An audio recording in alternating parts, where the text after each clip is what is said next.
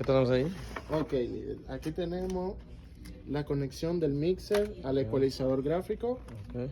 Aquí tenemos la salida del ecualizador gráfico, el crossover. Ok, aquí en el crossover tenemos unas salidas ya adaptadas a B, C y D, pero nos haría falta dos. Así que tenemos aquí los adaptadores para la salida 11 y 12 del crossover. Ya estos son los adaptadores que van en la salida de la Medusa. Estos son los dos cables que irían ya del 11 y el 12.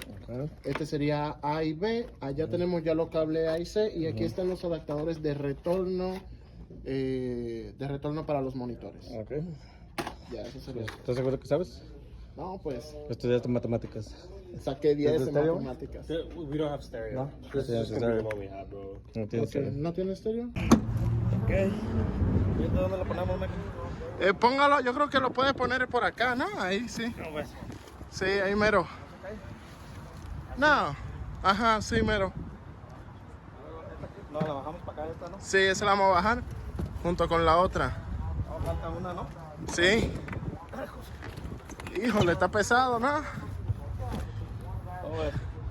Sunrun Power. ¿Con esto ya podremos hacer algo de ruido?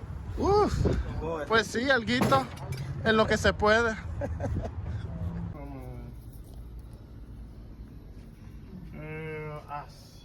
Vamos a ver.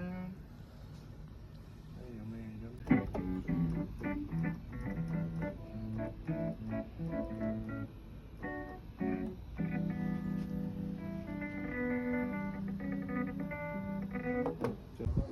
Ahí están esas bocinitas, miren.